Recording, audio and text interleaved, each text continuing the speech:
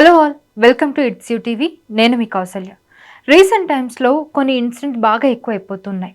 ముఖ్యంగా rape cases అయితే బాగా ఎక్కువగా అవుతుంది. అందులోనూ మైనర్ పిల్లలే టార్గెట్గా ఇలాంటి ఆ, ఎక్కువగా అత్యాచారాలు అయితే జరుగుతూ ఉన్నాయి. రీసెంట్గా కడప జిల్లా మైలవరంలో 3 ఏళ్ల చిన్నారి మీద అత్యాచారం చేసి తర్వాత రహంతుల్లా అనే అతను సూసైడ్ చేసుకుని చనిపోయాడు. అసలు నేరం చేయడం దేనికి? తర్వాత ఆత్మహత్య చేసుకోవడం దేనికి? ఇది సిరీస్ ఆఫ్ ఇన్సిడెంట్స్ లాగా జరుగుతూనే ఉంది. అంటే రీసెంట్ టైమ్స్‌లో ఇది బాగా ఎక్కువైపోయింది. ముఖ్యంగా వాళ్ళ సైకాలజీ ఎలా ఉంటుంది? అసలు ఇలాంటి వాళ్ళని ఎలా గుర్తించాలి? ఇలాంటివి జరగకుండా ఉండాలంటే మనం ఏం చేయాలి? అది ఈ వీడియోలో మనం తెలుసుకుందాం. మనతో పాటు చెల్లా శ్రీధర్ రెడ్డి గారు ఉన్నారు. ఆయన personality development speaker and trainer, also motivational speaker. ఆయనతో మాట్లాడదాం. నమస్తే సార్. నమస్తే మేడం. ఇందాక నేను చెప్పినట్టుగా కొన్ని ఇన్సిడెంట్స్ బాగా పెరిగిపోతుంది. మైనర్ పిల్లల మీద అత్యాచారం చేయడం. అసలు అదైతే జీర్ణించుకోలేని అంశం. చిన్న చిన్న పిల్లల్ని సెక్స్ అపీల్‌లో చూసే అంత ఏముంటుంది? వాళ్ళని అత్యాచారం చేయాలి అనే మైండ్ సెట్ ఎందుకొస్తుంది? అసలు ఎందుకు ఇలాంటి పరిణామాలు చోటు చేసుకుంటున్నాయి? తప్పకుండా కౌసల్య గారు. యాహ్! ఫస్ట్ ఆఫ్ ఆల్ అన్నిటికంటే ముందు ఇలాంటి సంఘటనల గురించి మాట్లాడుకోవడం, ఇలాంటి సంఘటనల గురించి విశ్లేషించుకోవడం దానికి ముందు మనకి ఒక పిల్లల తండ్రిగా కానీ, సమాజంలో చూస్తున్న ఇలాంటి విషయాలు, ఇలాంటి బ్యాడ్ కంటెంట్, నెగెటివ్ కంటెంట్ ఏదైతే ఉందో అట్లాంటి విషయాలు మాట్లాడుకునేటప్పుడు చాలా బాధగా అనిపిస్తది. Exactly. At the same time ఇలాంటివి జరగకుండా ఉండాలంటే మనం ఏం చేయగలం? సమాజంలో మన పాత్ర ఏంటి? మనం ఏం చేస్తే ఇంకా బాగా మనం ఇలాంటివి జరగకుండా చూసుకోగలం అన్నది మనం నేర్చుకుంటాం. అలాంటి విషయంలో ఒక ముందడుగేసిన యూటీవీ వాళ్ళకు నిజంగా చాలా థ్యాంక్స్ అండి. ఇట్లాంటి ఒక అవేర్‌నెస్ ప్రోగ్రామ్ తెప్పించినందుకు. అండ్ వన్ మోర్ థింగ్, ఆ పాప పట్ల నా నా శ్రద్ధాంజలి ఖచ్చితంగా ఉంటుంది. అండ్ ఇట్లాంటి ఇన్సిడెంట్స్ జరగకూడదని చెప్పి నేను ఆ భగవంతుని మనస్ఫూర్తిగా కోరుకుంటున్నాను. ఇక విషయంలోకెళ్తే ఏంటంటే, ఇలాంటి వాళ్ళు ఇలాంటి వాళ్ళను సైకోపాత్స్ అంటారు హ్మ్. సైకలాజికల్‌గా. వీళ్ళు అబ్యూజివ్ నేచర్‌తో ఉంటారు. ఓకే. ఒక చిన్న పాపను చూస్తే మనకి, ఒక 4 ఏళ్ల పాపనో, 5 ఏళ్ల పాపనో చూస్తే మనకు ఎత్తుకోవాలనిపిస్తది. హ్మ్. ముద్దు పెట్టుకోవాలనిపిస్తది. కానీ వీళ్ళ ఆలోచనలు ఎలా ఉంటాయంటే, ఇంకొక లెవెల్‌లో ఉంటాయి. అచ్చా! అతి క్రూరంగా ఉంటాయి. ఆ పిల్లల్ని ఏం చేయగలం? ఎలా చేస్తామని చెప్పి. మేబీ అది బై బర్త్ వచ్చిన డిజార్డర్ అయి ఉండొచ్చు. పీడోఫిలిక్స్ అంటారు వీళ్ళని. అచ్చా! పీడోఫిలిక్స్ సైకలాజికల్‌గా. పీడోఫిలియా అనే ఒక డిజార్డర్ ఇది. పిల్లల పట్ల ఆకర్షణకు లోనవుతారు. అది మామూలు ఆకర్షణ, మనం అనుకునే ఆకర్షణ కాదు, అంతకు మించి. హుహు. వీళ్ళకి ఆ డిజార్డర్ తెలియకుండా రావచ్చు, ఎన్విరాన్మెంట్ నుంచి రావచ్చు, చుట్టుపక్కల వాళ్ళ నుంచి రావచ్చు. అండ్ మోర్ ఓవర్‌గా ఇప్పుడున్న కంటెంట్, ఏదైతే సోషల్ మీడియా కంటెంట్ ఉందో, ఏదైతే వాళ్ళు బ్రౌజ్ చేస్తున్న కంటెంట్ ఉందో, పోర్న్ కంటెంట్ ఉందో, ఇవన్నీ కూడా వాళ్ళను ట్రిగ్గర్ చేయడానికి ప్రయత్నం చేసి సో, ఉండవచ్చు. ఇవి కారణాలని చెప్పచ్చా? ముఖ్య కారణాలని చెప్పచ్చా? ముఖ్య కారణాలు వచ్చేసి ఇలాంటివండి. So, okay. మేబీ వాళ్ళకు చిన్నప్పుడు జరిగిన వయలెన్స్ ఉండొచ్చు. హుహు. వాళ్ళ మీద ఎవరైనా డామినేట్ చేస్తూ ప్రవర్తించడం అయి ఉండవచ్చు. వాళ్ళ మీద జరిగిన రకరకాల కారణాల వల్ల ఒక్కటని చెప్పలేం. ఓకే. అలా వాళ్ళు పడిన బాధలు, లేకపోతే ఇంకా ఏదైనా ఉండవచ్చు. వాళ్ళ ఎన్విరాన్మెంట్ ఇన్‌ఫ్లుయెన్స్ చేసి ఉండొచ్చు. సోషల్ మీడియా ఇన్‌ఫ్లుయెన్స్ చేసి ఉండవచ్చు. ఆ టైంలో క్రైమ్ చేయడానికి ఇంకేదైనా కారణం ఉండవచ్చు. మనం తన పర్స్పెక్టివ్‌లో చూసుకుంటే, ఎవరైతే క్రైమ్ చేశారో అతని పర్స్పెక్టివ్‌లో చూసుకుంటే, అది ఏంటి అంటే, ఆ కుటుంబానితో ఉన్న విభేదం కూడా అయి ఉండవచ్చు. హుహు. మేబీ ఆ పాప ఎవరి వాళ్ళ తల్లిదండ్రులైతే ఉన్నారో, కుటుంబంతో. ఆ ఓకే. తల్లిదండ్రులతో కూడా ఏదన్నా విభేదం ఉండి హుహు. ఉండవచ్చు. అది కూడా మనం పరిగణలోకి తీసుకోవాలి. హుహు. ఇతను మానసిక వ్యాధి ఉన్న వ్యక్తియో కాదో తెలుసుకునే బోయే ముందు, అలాంటి వాళ్ళతో ఏదన్నా పగ, ప్రతీకారాలు ఉన్నా కూడా ఇట్లాంటివి అటెంప్ట్ చేయడానికి ఉంటుంది. ఓకే. బట్ బేసిక్‌గా ఇక్కడ జరిగిన ఇన్సిడెంట్‌ని తీసుకుంటే, ఈ రెహమతుల్లా అనే అతను ఓ ఫంక్షన్ జరుగుతా ఉంటే ఆ పాపను తీసుకెళ్లడం, అబ్యూజ్ ఎగ్జాక్ట్‌లీ. చేయడం, తర్వాత చంపేయడం ముళ్ళ పొదల్లో చూస్తే, ఇది డెఫినిట్‌గా it's a disorder. Paedophilic disorder and these people are called paedophilics. So, వీళ్ళకు ఏంటి అంటే క్రైమ్ చేస్తున్నప్పుడు చేస్తారు. తెలియకుండానే క్రైమ్ చేస్తారు, తెలిసి క్రైమ్ చేస్తారు. బోలెడంతమంది. ఢిల్లీలో జరిగిన కూడా ఒక ఇన్సిడెంట్ తీసుకుంటే మనం, హ్మ్. సునీల్ అనే అతను దాదాపుగా 500 మంది పిల్లలపైన ఇట్లాంటి పనులు చేశాడు. దొరికాడు. దొరికిన తర్వాత తను ఏం చెప్తారంటే, ఆ టైంలో నేను ఏం చేస్తున్నానో నాకు తెలీదని చెప్తాడు. ఓకే. ఆ టైంలో అది అబద్ధమో, నిజమో కూడా మనం తేల్చలేం. ఆ హుహు. టైంలో నాకు అట్లా జరిగిపోతుంది. ఏం జరుగుతుందో నాకు తెలియట్లేదు అంటాడు. బట్ అది నమ్మడానికి కూడా లేదు. ఓకే. కావాలని చేస్తున్నాడు. అండ్ ఇంకో విషయం ఏంటంటే, అతనికి 2 ఆడపిల్లలు కూడా ఉన్నారు. ఆడపిల్ల తండ్రి అయ్యుండి ఇట్లాంటి వాటిని అతను చేయడం, ఆ పిల్లలు మాట్లాడుతున్నప్పుడు ఆ పిల్లలు మాట్లాడుతున్న ఫుటేజ్ ఒకసారి చూస్తే వాళ్ళు ఏం చెప్తారంటే ఇట్లా మీ నాన్న పిలుస్తున్నాడు, ఏదో కావాలంటాడు అని చెప్పి పిలవడం, పిలిచిన తర్వాత ఒక సీక్రెట్ ప్లేస్కి తీసుకెళ్ళి వాళ్ళని అబ్యూజ్ చేయడం లాంటివి జరిగింది. సో ఆ పిల్లలు చెప్పిన దాన్ని బట్టి కానీ వీడి బిహేవియర్ చూస్తే వీడు కాన్షియస్గా చేస్తున్నాడు, బట్ తర్వాత గిల్టీగా ఫీల్ అవుతున్నాడు. ఓకే. సో ప్యానిక్ కానీ మీరు చెప్పినట్టు 500 పిల్లలకి మీద పైగా. జరిగింది. అంతమంది మై మీద జరిగింది. గాడ్! అప్పటిదాకా సమాజానికి బయటికి రాలేదు. అంటే ఇప్పుడు మనకిది బయటికి తెలుస్తుందండి ఇన్సిడెంట్. అవునవును. బట్ తెలియని ఇన్సిడెంట్స్ కొన్ని వందలుంటాయి. బయటికి రాని తల్లిదండ్రులు, చెప్పుకోలేని ఎగ్జాక్ట్‌లీ. తల్లిదండ్రులు, చెప్పుకోలేని పిల్లలు, భయపడే పిల్లలు, తెలిస్తే ఏమవుతుందో, ఎక్కడి దాకా వెళ్తుందో అని చాలా ఇప్పుడు మన తెలుగు రాష్ట్రాలన్నీ కూడా పరువు ప్రతిష్టల మీద చాలా అది కాబట్టి చెప్పుకోని సంఘటనలు ఎన్నో ఉంటాయి. ఇది ఒకటి హైలైట్ అయిందంతే. అవును. సో వీళ్ళందరికీ ఎలా ఉంటుందంటే క్రైమ్ చేసేటప్పుడు చేస్తారు గానీ, తర్వాత ఏదైతే చేశామో తప్పు చేశామో అనిపిస్తది. హుహు. పానిక్ పోస్ట్ క్రైమ్ అంటారు దీన్ని. అచ్చా! పానిక్. తర్వాత పోస్ట్ క్రైమ్ తర్వాత పానిక్ ఫీలింగ్ వస్తది వీళ్ళకి. హుహు. అది మేబీ గిల్ట్ అయి ఉండొచ్చు, ఓకే. అవమానం అయి ఉండొచ్చు. లేదా వాళ్ళకి పట్టుబడతాం. క్రైమ్ చేశాం కాబట్టి పట్టుబడతాం అని ఉండొచ్చు. ఇలా రకరకాల ఆలోచనలు అంటే వాళ్ళకొస్తాయి. వీళ్ళకి అంటే క్రైమ్ చేస్తున్నారని తెలిసే చేస్తారు గదా! వాళ్ళకి తెలుసు గదా! శిక్ష పడుతుంది ఖచ్చితంగా తప్పించుకోలేమని. అంటే అది ఇంకొక టైప్ ఆఫ్ డిజార్డర్ అది. అదేంటంటే తెలిసి చేయడం అన్నది ఇంకా అది. అంటే they don't care about the social things. They don't have emotional balance. Okay. తెలుస్తుందని కూడా చేస్తున్నారంటే వాళ్ళకి ఎమోషనల్‌గా బ్యాలెన్స్ లేదు. హుహు. వాళ్ళకు చట్టం పట్ల గౌరవం గాని, మర్యాద గాని లేదు. తెలియక డిజార్డర్ వల్ల చేస్తున్నారంటే అదొక డిజార్డర్‌గా మనం తీసుకోవచ్చు. బట్ ఎనీవన్ మనము ఎవరిని ఇట్లా జడ్జ్ చేయడానికి లేదు. వాళ్ళకు ఎగ్జాక్ట్‌లీ. వాళ్ళ పరిస్థితులు, వాళ్ళ పెరిగిన వాతావరణం, వాళ్ళ ఇంటి పరిస్థితులు, వాళ్ళ సమాజ పరిస్థితులు, వాళ్ళ మీద సొసైటీ రుద్దిన కొన్ని అభిప్రాయాలు. ఇది హుహు. ఏదైనా సరే. అప్రెస్డ్ పీపుల్ అయి ఉండొచ్చు. కొన్ని వర్గాలు, కొన్ని సామాజిక వర్గాలు ఇప్పటికీ తెలుగు రాష్ట్రాల్లో అప్రెస్ అవుతా ఉన్నాయి. వాళ్ళు హుహు. వాళ్ళు బానిసలాగా చూస్తా ఉన్నారు. వాళ్ళు తక్కువ ఎగ్జాక్ట్‌లీ. చేసి చూస్తా ఉన్నారు. మేబీ దీనివల్ల వచ్చిన ప్రతీకారం కూడా అయి ఉండొచ్చు. హుహు. సో రకరకాలుగా ఉంటుందండి. ఇది ఒక్కటి అనే రీజన్ చెప్పడానికి లేదు. బట్ డ్యామేజ్ అయితే జరిగింది. ఇలాంటి డ్యామేజ్ జరగవు అన్న అది కూడా లేదు. బట్ మనం ఏం చేయగలం ఇక్కడ? మనం ఈ ప్రోగ్రామ్ ద్వారా ఏం చేయగలం అన్నది ఒక్కటి ఏంటి అంటే ఎగ్జాక్ట్‌లీ. కానీ ఏంటంటే చిన్న పిల్లలే ఎందుకు టార్గెట్? ఓకే. చిన్న పిల్లలే ఎందుకు టార్గెట్ అంటే పెద్దవాళ్ళైతే గట్టిగా అరుస్తారు. హ్మ్. పెద్దవాళ్ళైతే బయటికి చెప్పేస్తారు. హ్మ్. పెద్దవాళ్ళైతే బలంగా ఉంటారు. హుహు. పిల్లలు బలహీనులు. పిల్లలకు డ్యామేజ్ జరిగిందన్న విషయం కూడా వాళ్ళకి తెలీదు పాపం. అదేంటో అనుకుంటారు. చిన్న చాక్లెట్‌కో, చిన్న బిస్కెట్‌కో ఆశపడి ఏదో జరిగిందిలే అనుకుంటారు. వాళ్ళకి ఆ డ్యామేజ్ వాల్యూ తెలీదు మెయిన్‌గా. మనకున్నంత అవేర్‌నెస్ వాళ్ళకంత ఉండదు. వాళ్ళు చెప్పరు. వాళ్ళు బలహీనులు. వాళ్ళని చేసినా ఏం కాదు అన్న ఒక రకమైన అది ఉంటది వాళ్ళకి. ఆ ఫీల్ ఉంటది కాబట్టి దే విల్ డ్యామేజ్ వన్. చిన్న మొక్కలనైతే మనం పీకేస్తాం. పెద్ద చెట్టుని, పెద్ద వృక్షాల్ని మనం ఏమీ చేయలేం. హ్మ్. ఆ చిన్న చిన్న మొక్కల మీద వీళ్ళు అలా చేయడం, అరాచకం చేయడం, వాళ్ళకున్న కోరికలను తీర్చుకోవడం. సో ఇట్లాంటిది ఎక్కువగా జరుగుతా ఉందండి. మేజర్‌గా క్రైమ్ ఎందుకు వస్తుంది అంటే మనం ఏదైతే డైలీ ఎక్కువగా చూస్తున్నామో ఇప్పుడు చిన్న పిల్లల గురించి మనం మాట్లాడుతుంటే, ఆ రకంగా చూస్తే ఎవరు సేఫ్‌గా లేరు. ముఖ్యంగా చిన్న పిల్లలు ఆ ఎగ్జాక్ట్‌లీ. లెక్కన చూసుకుంటే. అంటే పేరెంట్స్ ఇంకే విధంగా చూసుకోవాలి పిల్లల్ని? డెఫినెట్‌గా అండి. పేరెంట్స్ ఈ విషయంలో చాలా అవేర్‌నెస్‌తో ఉండాలి. హ్మ్. ఎందుకంటే, ఇప్పుడు తల్లిదండ్రులు ఇద్దరు కూడా వర్కింగ్ మోడ్‌లోకొచ్చేసారు. అవును. ఎవరు ఇంటి దగ్గర ఐడిల్‌గా ఎవరు కూర్చోవడం లేదు. ఏ ఆయానో పెడుతున్నారు, ఏ ఆటో డ్రైవర్‌నో పెడుతున్నారు తీసుకురావడానికి, ఏ వాచ్‌మెన్‌నో పెడుతున్నారు తీసుకురావడానికి. నేను ఎవ్వరిని కామెంట్ చేయట్లేదు. వీరు వీరు వీరు మంచి వాళ్ళై ఉంటారు, వీరు చెడ్డ వాళ్ళై ఉంటారు. ఏది ఉంటారో మనకి ఏమీ తెలీదు. తెలీదు.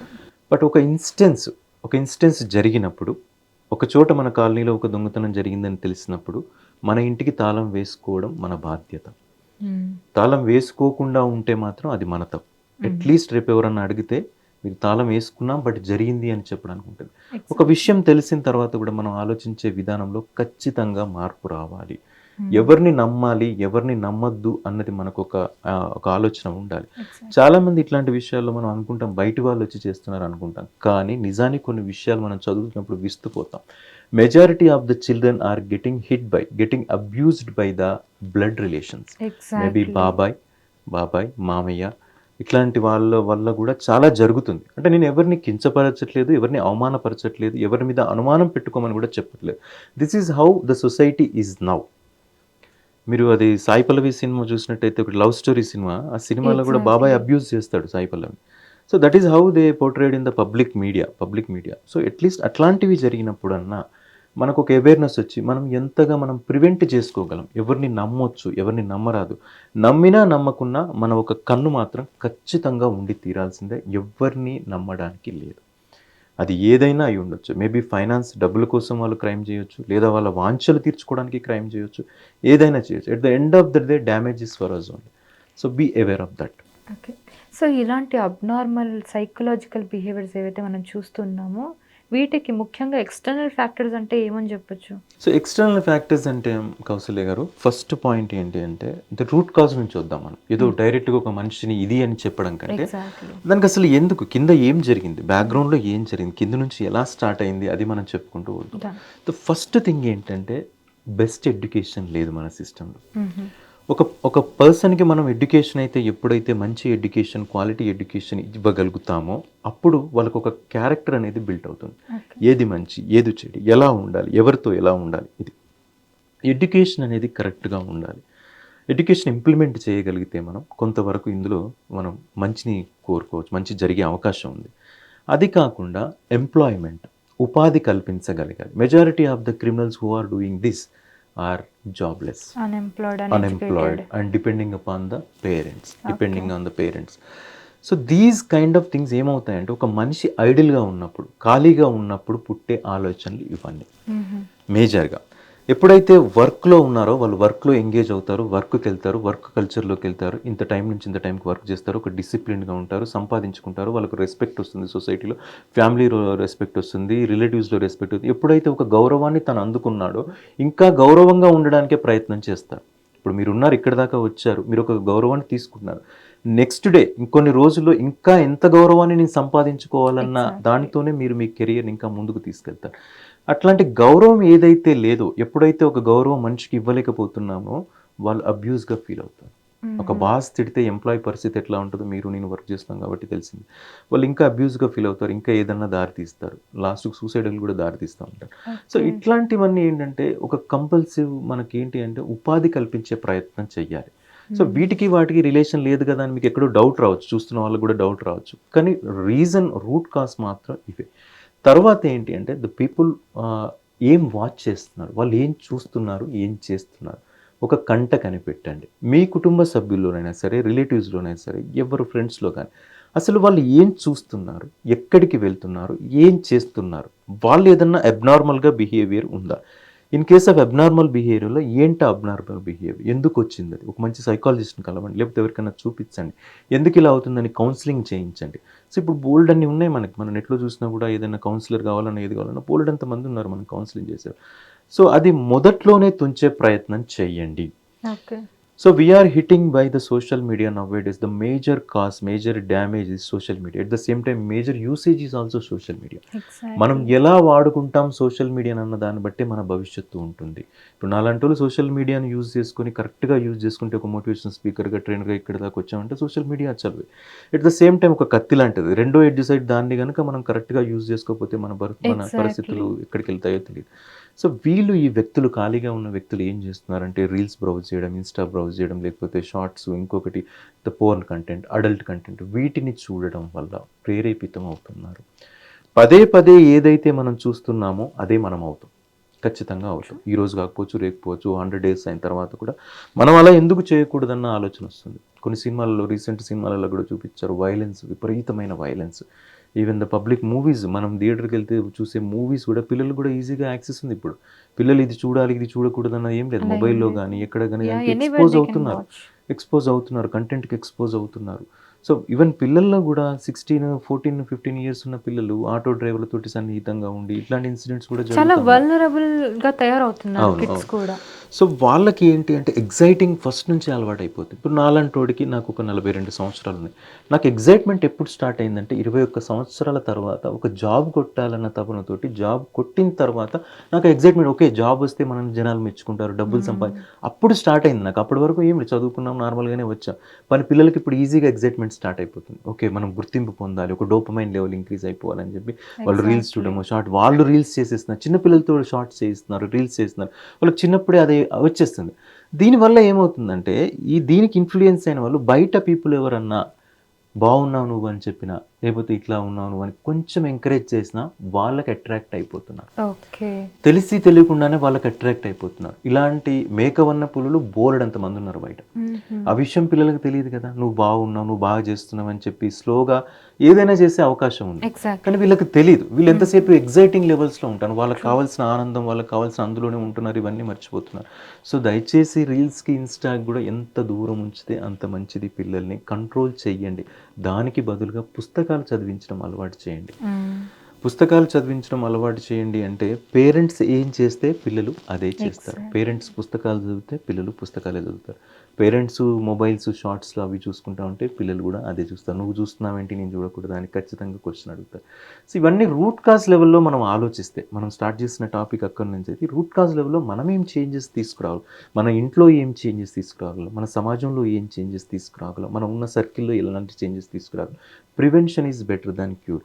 ఎగ్జాక్ట్లీ. ప్రివెన్షన్ కన్నా ముందు సో ఇలాంటి అబ్నార్మల్ బిహేవియర్స్ అన్నారు కదా, సో వాళ్ళని ఎలా ఐడెంటిఫై చేయొచ్చు మనం? సో వాళ్ళు ఆబ్వియస్గా మనలో ఒకరుగానే ఉంటారు, వాళ్ళు ఏం డిఫరెంట్గా ఏమీ ఉండదు. ఓకే. కానీ పలానా ఇన్స్టెన్స్కి పలానా ఎవరు లేని టైంలో వాళ్ళు ఎలా ఉంటున్నారు, ఒంటరిగా ఉన్న పిల్లలతో ఎలా ఉంటున్నారు మనం ఐడెంటిఫై చేయలేం వాళ్ళని. డైరెక్ట్గా ఐడెంటిఫై చేయడం అవ్వదు. ఈవెన్ ఇతను అబ్దుల్ రహమతుల్లాని చూసినా కూడా అతను ఇది చేశాడా అన్నట్టుగానే ఉంటాడు. మనకు అంత ఈజీగా ఐడెంటిఫై చేసేట్టుగా ఆ పలానా ఇన్స్టెన్స్లో వాళ్ళకు కరిగిన కోరిక, లేకపోతే వాళ్ళు దొరికిన ఆబ్జెక్ట్, లేకపోతే వల్నరబుల్ ఆబ్జెక్ట్, అమ్మాయి ఏదైతే ఉందో చిన్నపిల్ల వల్నరబుల్గా వాళ్ళు ఏమీ చేయలేరు అన్న ఒక థాట్ రావడం వాళ్ళకు ట్రిగర్ అవుతుంది. ఎప్పుడైతే ట్రిగర్ అయిందో వాళ్ళు అది చేయడానికి పూనుకుంటారు. మనం అంత ఈజీగా ఐడెంటిఫై చేయలేం. But we should aware of the things. మనతో పాటు ఎవరైతే కనెక్టివిటీగా ఉన్నారు, మనతో ఇంట్లో ఎవరు పనిచేస్తున్నారు, చుట్టుపక్కల ఎవరు ఉన్నారు, ఎవరు వస్తున్నారు మన ఇంటికి, మనకు అందరూ తెలియాల్సిన, ప్రపంచంలో అందరూ తెలియాల్సిన అవసరం లేదండి. బట్ మన పిల్లలతో టచ్లో ఎవరు ఉంటున్నారు, వాచ్మెన్, ఇంట్లో పనిచేసే అమ్మాయి, అబ్బాయి, లేకపోతే పక్కింటి వాళ్ళు, వీళ్ళు ఎవరు ఉంటున్నారు మనతో, వాళ్ళ మీద ఒక నిఘా వేసి ఉంచండి. మనం ఎక్కడికో వెళ్ళట్లేదు కదా, ఎక్కడికి వెళ్ళినా మన పిల్లలను కాపాడుకోవడం మన బాధ్యత. సో చుట్టుపక్కల వాళ్ళను గమనిస్తూ ఉండండి. మన పిల్లల మీద మన కాన్సన్ట్రేషన్ పెరిగితే ఖచ్చితంగా ఇలాంటివి జరగకుండా ఉండే అవకాశం ఉంటుంది. అండ్ వన్ ట్రిక్ అండి, నేను ఇది ఆల్రెడీ ఇక్కడ చదువుకుందే, నేను చాలామంది పిల్లల్ని ఇట్లాగే ఢిల్లీలో జరిగిన ఇన్సిడెంట్లో మీ డాడీ రమ్మన్నాడు, లేకపోతే మీ అమ్మ రమ్మంది, మీ అమ్మని తీసుకెళ్ళమంది అని చెప్పి తీసుకెళ్తూ ఉంటారు వీళ్ళు. బట్ పిల్లలు కూడా ఏం తెలుసు, వాళ్ళు ఏదో చాక్లెట్ ఆశకో దేనికో తీసుకెళ్తారు. బట్ కొంచెం గ్రోనప్ అయిన పిల్లలు, 4th 5th ఇయర్కి వచ్చిన పిల్లలకి ఒక చిన్న ట్రిక్ ఏంటి అంటే, ఒక చిన్న పాస్ కోడ్ పెట్టుకోవాలి వీళ్ళు. పాస్ కోడ్ అంటే ఏంటి అంటే, సపోజ్ నేను ఒక పేరెంట్ని, పాప ఉంది, పాప స్కూల్కి వెళ్ళి వస్తుంది. ఇన్ కేస్ ఎవరన్నా వచ్చి, అంకుల్ ఎవరన్నా వచ్చి మీ డాడీ రమ్మన్నాడు అనుకోండి, అప్పుడు పాస్ కోడ్ ఏంటి అని అడగాలి వాళ్ళు. మనకు ఒక పాస్ కోడ్ సెట్ అయి ఉండాలి. అది 6421, మన ఏటీఎంకి అయితే ఎట్లాగా పిన్ ఉంటుందో 1246 1234 1245, ఇది చెప్పమని అడగాలి. ఇన్ కేస్ వాళ్ళు చెప్పకపోతే ఇమ్మీడియట్గా టీచర్స్కి కానీ ఎవరికి కానీ చెప్పాలి, ఇన్ఫార్మ్ చేయాలి. అండ్ పిల్లలకి షౌట్ చేయడం అలవాటు చేయాలి, అరవడం. In case of panic situation వాళ్ళు గట్టిగా అరవగలగాలి, వాళ్ళు నలిగిపోవద్దు, ఏడవద్దు. అండ్ ఇన్ కేస్ ఏదన్నా ప్రాబ్లం వస్తే చెప్పుకోగలిగే ఫ్రెండ్లీ పేరెంట్స్ ఉండాలి, అంతేగాని తిట్టకూడదు. అబ్యూస్గా తిట్టడం కానీ కొట్టడం కానీ అలాంటి పిల్లలు చేస్తే వాళ్ళు మనకు దూరమై సమాజానికి దగ్గర అవుతారు. సమాజంలో ఎలాంటి ఎలిమెంట్స్ ఉన్నాయో మనకు తెలియదు. అండ్ మోర్ ఓవర్ ఇంకొక థింగ్ ఏంటంటే, వాళ్ళకి గుడ్ టచ్ గురించి, బ్యాడ్ టచ్ గురించి చెప్పాలి. అది స్కూల్ లెవెల్లో అయినా, ఇంట్లో అయినా, ఈవెన్ మదర్ అయినా, ఫాదర్ అయినా కూడా ఇది ఏది కరెక్టు, ఏది తప్పు, ఎలా మనతో మాట్లాడుతున్నారు, ఇవన్నీ కూడా ఒక సర్టెన్ ఏజ్ వచ్చేంత వరకు కూడా పిల్లలతో పేరెంట్స్ ఫ్రెండ్లీగా ఉండి, ఇలా కాదమ్మా ఇలా ఉండాలి, ఇలా కాదమ్మా ఇలా ఉండాలి, ఎంత అవేర్నెస్ క్రియేట్ చేస్తే మనం అంతగా ప్రివెంట్ చేసుకోగలం. సో ఇప్పుడు మీరు చెప్పినవి ఫాలో అవుతే కనుక ఇలాంటి వాటిని మోస్ట్లీ ప్రివెంట్ చేయొచ్చు అంటారు. సో ఇప్పుడు ఈ ఇన్సిడెంట్ చూసుకుంటే, కడపలో జరిగిన ఇన్సిడెంట్, ఆ రహమతుల్లా అబ్బాయి అనే ఎవరైతే ఉన్నారో ఆత్మహత్య చేసుకుంటే కనీసం అతని శవాన్ని తీసుకోవడానికి కూడా వాళ్ళ ఫ్యామిలీ అంగీకరించలేదు. అంటే వాళ్ళ ఫ్యామిలీ ఎంత ట్రామాటైజ్ అయిపోతుంది. సో ఇలాంటి జరిగినప్పుడు ఫ్యామిలీస్ ఎలా సఫర్ అవుతాయి? ఇప్పుడు మనకి ఇది ఫస్ట్ ఇన్సిడెంట్ కాదు, దిశ ఇన్సిడెంట్ జరిగింది. దిశ అప్పుడు కూడా ఫ్యామిలీస్ చాలా సఫర్ అయ్యాయి, వాళ్ళ ఫ్యామిలీస్ చాలా సఫర్ అయ్యాయి. అండ్ నిర్భయ జరిగింది, ఇప్పుడు ఈ పాప ఇన్సిడెంట్ జరిగింది. వాళ్ళు ఎవరు కూడా, ఏ తల్లిదండ్రులైనా కూడా వాళ్ళ పిల్లాడు బాగా పెరగాలి, బాగా ఎదగాలి అనే కోరుకుంటాడు. బట్ వీళ్ళకు మధ్యలో వచ్చిన వింత ప్రవర్తన ఇది. ఏ తల్లి ఏ తండ్రి నువ్వు ఇలా చెడు చేయమని ఎక్కడా ఎప్పుడు చెప్పరు. బట్ ఆబ్వియస్గా వీళ్ళు వెలివేయబడతారు. సో ఇంకేదన్నా చేద్దాం అనుకుంటున్న వాళ్ళకు కూడా ఇది ఒక పెద్ద హెచ్చరిక. కుటుంబాన్ని, ఊరిని, పరువుని మొత్తం పోతుంది. And he's no more. అసలు క్షణికావేశంలో క్షణికావేశం అనే దానికన్నా ఆ క్షణికావేశానికన్నా ముందు చాలా ప్రోగ్రామింగ్ అయ్యింది. This is just an output we are instance output we are seeing. Immediately అతడికి ఆ థాట్ వచ్చింది ఆ పాపను చూడంగానే అంటే దాని వెనుక చాలా బ్యాక్గ్రౌండ్ ఉండి ఉంటుంది, చాలా రన్ అయ్యి ఉంటుంది. అతను ఏమేం చూశాడు, ఏమేం అనుభవించాడు, వాటి మీద అల్లుకున్న కథకి లాస్ట్కి వచ్చిన రిజల్ట్ ఇది. అతను ఇంతకుముందు ఏదన్నా చేశాడో మనకు తెలియదు, ఇంతకుముందు చేసిన వాటికి ఏం జరిగింది అనేది లైట్లోకి రాలేదు. అంటే ఇలాంటి ఇన్సిడెంట్స్ జరిగినప్పుడు ఇన్వెస్టిగేషన్ ఎలా ఉంటే బెటర్గా ఉంటుంది? సో ఇన్వెస్టిగేషన్ పార్ట్కి వచ్చేసరికి చట్టాలు కూడా అంత స్ట్రిక్ట్గా ఏం లేదు. మనం చూస్తూనే ఉన్నాం, రెగ్యులర్గా జరుగుతూనే ఉన్నాయి. న్యూస్లో కనీసం రోజుకి ఒక్కటైనా మనం చూస్తూ ఉంటాం ఇలాంటి ఇన్సిడెంట్స్. అంటే డైలీ జరిగే ఇన్సిడెంట్స్ అయిపోయింది ఇవి. సో వీటిని చట్టాలు ఎంత సీరియస్గా తీసుకుంటే బాగుంటుంది? ఇన్వెస్టిగేషన్ ఏ రకంగా జరగాలి? చట్టాల సీరియస్ కన్నా ముందు వీ హ్యావ్ టు రిపోర్ట్ అండి. జనాల్లోంచి, పేరెంట్స్లోంచి కూడా ఏదన్నా ఇన్సిడెంట్ జరిగిన వెంబడే దాన్ని రిపోర్ట్ చేయగలగాలి. ఇక్కడ మన మనస్తత్వం ఏంటి అంటే, స్పెషల్లీ సౌత్ ఇండియన్ మెంటాలిటీస్ ఏంటి అంటే, ఏదైనా ఇంట్లోనే దాచేయాలి, బయటికి చెప్పకూడదు. బయటికి చెప్తే ఏమవుతుందో, ఏమనుకుంటారో ఒక గిల్టీ ఫీలింగ్ ఉంది. ఆ గిల్టీ ఫీలింగ్ ఉన్నంతకాలం ఒక మన పాపను మనం అట్లా అనుకుంటాం, కానీ బయట బోల్డ్ అని ఇన్సిడెంట్స్ జరుగుతూ ఉన్నాయి, ఇంకా జరిగే అవకాశం ఇస్తున్నాం. ఇప్పుడు ఒక ఇన్సిడెంట్ జరిగినప్పుడు అది దాచిపెడుతున్నామంటే వాడికి ఇంకొక అవకాశం ఇస్తున్నట్టు, ఏం కాదులే ఏమవుతుందిలే అని ఇంకొక అవకాశం ఇస్తున్నట్టు. ఆ అవకాశం ఇవ్వడం కూడా తప్పు. అలాంటి తప్పు మనం చేయకుండా ఉండాలంటే ఇది ఇమ్మీడియట్గా రిపోర్ట్ చేయాల్సిందే. ఎప్పుడైతే రిపోర్ట్ చేశామో ఏదర్ పోలీసులకైనా చట్టానికైనా ఒక ముందడుగు వేసే అవకాశం దొరుకుతుంది. మనం రిపోర్ట్ చేయకుండా అది జరగాలి అంటే కూడా తప్పు. సడన్గా ఒక ఇన్సిడెంట్ జరిగినప్పుడే మనకు ఈ ఎమోషన్స్ రేజ్ అవుతాయి, తర్వాత కొన్ని రోజులకు మళ్ళీ మర్చిపోతాం, మళ్ళీ ఒకటి జరుగుతుంది, తర్వాత కొన్ని రోజులకు మళ్ళీ మర్చిపోతాం. కానీ అలా కాదు, ఒక కన్సిస్టెంట్ వేలో మనం ఎలా రిపోర్ట్ చేస్తున్నాం. ఇప్పుడు బోల్డ్ అని ఉన్నాయి, మన తెలంగాణ గవర్నమెంట్ కూడా బోల్డ్ అని చేస్తూ ఉంది. సో వాటిని దృష్టిలో ఉంచుకొని మనం ఎవరికి ఫిర్యాదు చేయాలి, ఎక్కడ ఉండాలి, సో దాన్ని పట్టుకొని వాళ్ళైనా కూడా యాక్షన్ తీసుకోవడానికి ఉంటుంది. Action may not be severe, ఇప్పుడున్న చట్టాలలో అంత సివియర్ యాక్షన్ ఉంది అని నేను అనుకోను, బట్ ఇంకా అవ్వాల్సిన అదైతే ఉంది. ఓకే, సో రోజు రోజుకి క్రైమ్ రేట్ అయితే పెరిగిపోతూ ఉంది. There are many other factors. So వీటికి మూవీస్ ఏ రకంగా సహకరిస్తున్నాయి ఇలాంటి క్రైమ్స్కి అంటే ఏం చెప్తారు? సో మూవీస్ పార్ట్ కూడా ఉందండి. Movies also one of the factor. Social media is also one of the factor. రీసెంట్గా వచ్చిన ఒక మూవీలో క్రైమ్ చేయడం థ్రిల్లునిస్తుందంట. అది ఆ సినిమా కథ చూసి నేను ఆశ్చర్యపోయా. క్రైమ్ చేయడం థ్రిల్లునిస్తుంది అంటే, క్రైమ్ అంటే నార్మల్ క్రైమ్ దొంగతనం కాదు, మర్డర్ చేయడమే థ్రిల్లునిస్తుందట. ఆ లెవెల్లో డోపమైన్ లెవెల్ ఆ లెవెల్కి వెళ్ళిపోతాయి వాళ్ళు. మర్డర్ చేసే వాళ్ళంతా కూడా ఒక గ్రూప్గా ఏర్పడి సంవత్సరానికి ఒకసారి కలుసుకుంటారంట. ఆ సినిమా పేరు నేను చెప్పుకోవడానికి ఇష్టపడట్లేదు, బట్ అట్లాంటి నేచర్ పెరిగిపోతుంది, అట్లాంటి బిహేవియర్ పెరిగిపోతుంది. మేబీ డ్రగ్స్ వల్ల అయి ఉండొచ్చు, విపరీతమైన కంటెంట్ ఎక్స్పోజర్, ఫోన్ కంటెంట్ ఎక్స్పోజర్కి అసలు దానికి లిమిట్ లేదు, ఎవరైనా ఎప్పుడైనా ఎక్కడైనా యాక్సెస్ చేయొచ్చు. సో ఆ లెవెల్లో ఎక్స్పోజ్ అవుతున్నప్పుడు వీళ్ళకి ఇంకా అంతకు మించి డోపమైన్ లెవెల్స్ ఇంక్రీజ్ అవ్వాలంటే ఏం చేయాలి, అంతకు మించి ఆలోచించడం మొదలుపెట్టినప్పుడు నాకు తెలిసి ఆ థాట్ వచ్చి ఉంటుంది ఆ డైరెక్టర్కి, మర్డర్ చేయడమే ఒక రకమైన సాటిస్ఫాక్షన్. అలాంటి వాటికి ఎక్స్పోజ్ అవుతున్న కొద్దీ ఇంకా ఏం కావాలి, ఇంకా అంతకు మించి ఏం కావాలని చెప్పి పిల్లలు కూడా ఆలోచించడం, పెద్దవాళ్ళు ఆలోచించడం, జనాలు బాగా అట్రాక్ట్ అవుతున్నారు. డోపమైన్ లెవెల్స్ అనేది వి కాంట్ ఈవెన్ మెజర్. ఒక రీల్ పెడితే వచ్చే ఆనందం, ఒక వ్యూస్ పెడితే ఆనందం, లైక్స్ వచ్చే ఆనందం. లైక్స్ పెట్టకపోతే అలిగిపోతున్నారు జనాలు. ఒక పోస్ట్కి లైక్ పెట్టకపోతే ఫోన్ చేసి మరీ అడుగుతున్నారు. What is it actually? Simple thing. ఇవన్నీ ఎప్పుడు వస్తాయంటే, నిజంగా ఒక వర్క్ అనేది మనకుంటే, ఒక ఎంప్లాయ్మెంట్, ఒక ఉపాధి అనేది మనకుంటే ఖచ్చితంగా అసలు పట్టించుకోం, ఇవన్నీ చిన్న విషయాలు పట్టించుకోం. మెయిన్గా మనం చేసుకోవాల్సింది work. And one more thing, ఇక్కడ అసందర్భమైన కూడా ఒక విషయం చెప్పాలి. మనమేమో మన వర్క్ చేసుకోలేక బీహార్ వాళ్ళకి, ఉత్తరప్రదేశ్ వాళ్ళకి ఇస్తున్నాం. మన వర్క్ మనం చేసుకోవట్లేదు. మనం ఎప్పుడైతే వర్క్లో ఇన్వాల్వ్ అవుతామో 90% ప్రాబ్లమ్స్ సాల్వ్ అవుతాయి. సో మన బ్రెయిన్ ని ఎంగేజ్ చేసుకుంటూ ఉంటే ఇలాంటి ప్రాబ్లమ్స్ అన్నిటిని మాక్సిమం తగ్గించవచ్చు. So okay sir, thank you so much for the information. Thank you. So thank you so much for coming. So చూసారు కదండి, ఇది వాటి మన ఇంటర్వ్యూ. సో ఇలాంటి ఇన్సిడెంట్స్ జరగకుండా ఉండాలి అని అంటే మనం చాలా ప్రివెంటివ్ కేర్ అయితే తీసుకోవాలి. ముఖ్యంగా చిన్న పిల్లలు ఉన్న పేరెంట్స్ అయితే చాలా జాగ్రత్తగా వాళ్ళని గమనించాలి. సో ఇలాంటి కేర్స్ తీసుకుంటే ఇలాంటి ఇన్సిడెంట్స్ని మనం చాలా వరకు తగ్గించవచ్చు. సో ఇది వాటి మన ఇంటర్వ్యూ. మళ్ళీ ఇంకొక మంచి ఇంటర్వ్యూతో మళ్ళీ మీ ముందు ఉంటాను. Thank you so much for watching and keep watching UTV for more updates.